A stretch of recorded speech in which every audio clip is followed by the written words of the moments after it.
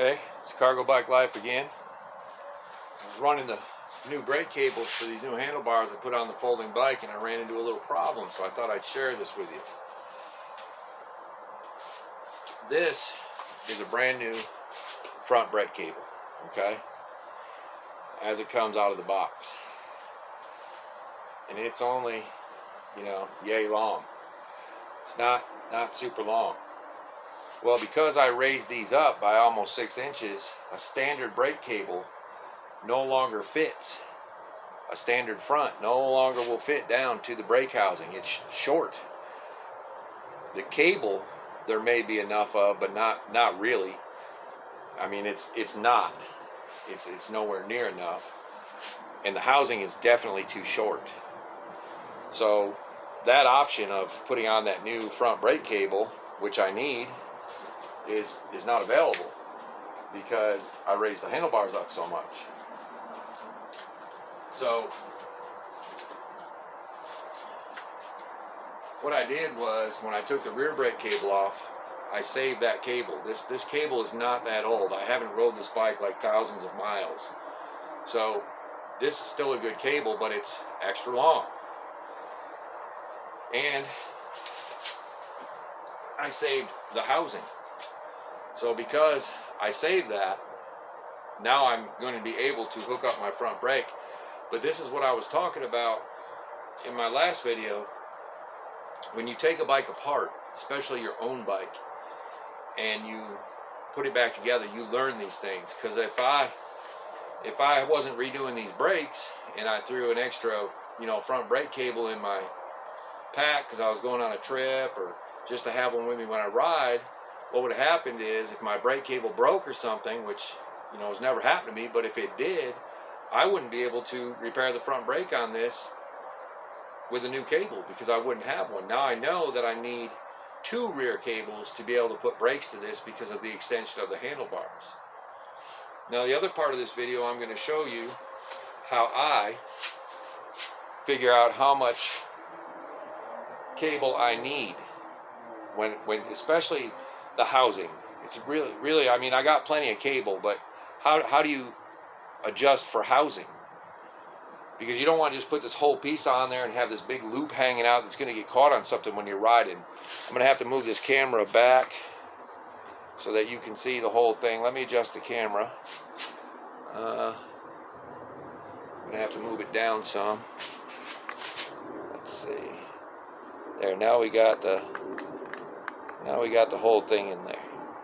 Okay, so what you want to do is, I've already mounted my cable housing in my brake lever. What I like to do is just put the cable through this housing, and I sprayed some white lithium grease inside this housing to make sure that my cable is going to glide through there smoothly. So what I'll do now is I'll pull that up there, and I'll make sure this is good and tight. And then, of course, V-brakes use a noodle, so I will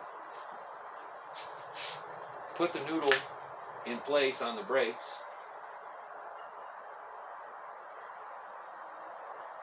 And what I'll do is I'll look at my cable, and I'll give it, what you want in a cable is a nice smooth arc. You don't want it to be like this because that might pinch the cable. What you want is something nice and smooth. And you have to allow for the depth in here. You have to look in there and say, well, how deep is it? Where do I need to cut my cable to fit in there? So now I've got a pretty nice smooth arc. It's not sticking out too far. I could probably make it a little less.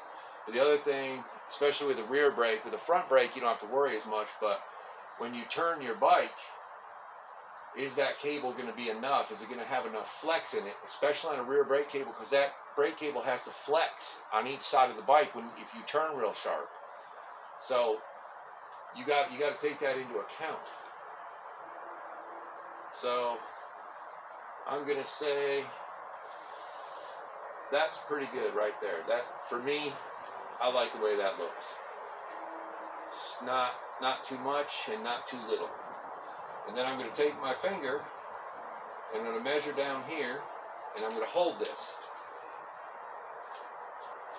And I'm going to pull it back off this brake cable because you don't want to cut through the housing on your cable, then your cable will end up being too short. And then what I'm going to do, I'm going to get my cutters. I'm going to cut this cable housing.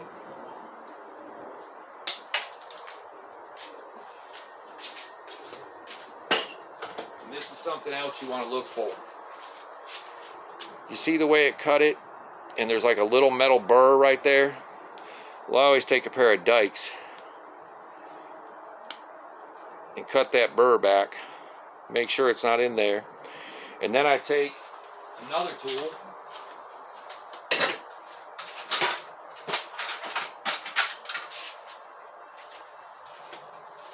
Which is this. It's just a pick. And I put it in there. Turn it back and forth. Making sure that my hole is opened up nicely and there's nothing blocking the cable from coming through. You don't want anything to be blocking that cable.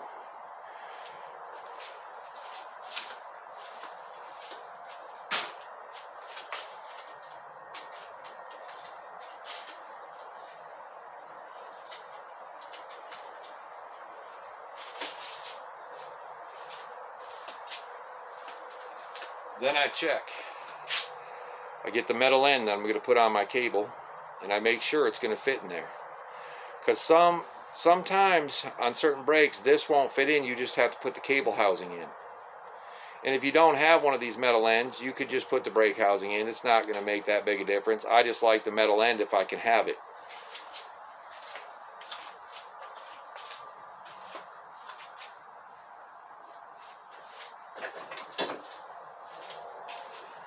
Now the way I attach this metal end is I put it over there and I hold it down and I take my dikes and I'll clamp it on there, just gently squeezing it, gently around in a circle until I have it. You don't want to squeeze it real tight, you'll cut through it. Now see how I made kind of a little line, and then I'll make a secondary line. Kind of crushes it a little bit. Try not to, mangle it. Try to make it look kind of nice. You can actually do that with the park cutters too, but I just have and then you give a little tug test, make sure it's not going to come off. Now I have a nice metal end over the end of my cable housing. This one was already on there, and you can see at the factory they put two nice little crimps on there, and I just do the best I can. Doesn't have to be perfect.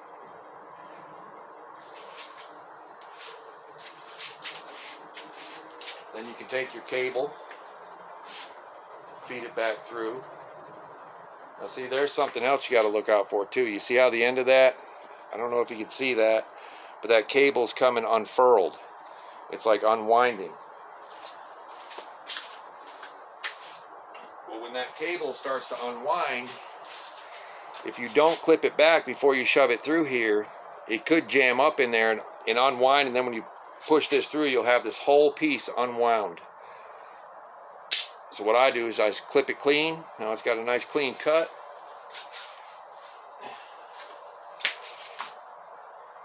And then I'm going to feed my cable back on there.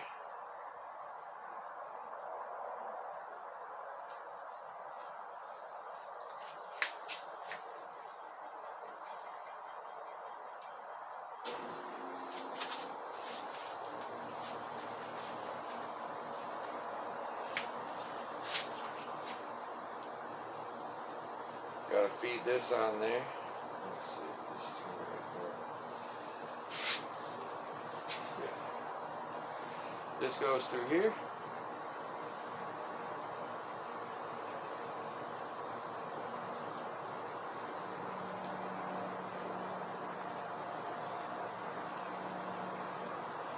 And then you'll want, of course, your little rubber end piece. Put that on there. Then you can put this all back together. Put that in there, and then you're just going to do, you're going to attach your cable and do your brake adjustment. And V-brakes, I have a video already to adjust V-brakes. It's not real hard. It's very simple. Just takes a little practice. But now you can see I have a nice piece of cable on there, and you can see it's got a bigger arc now. now that it's all actually together.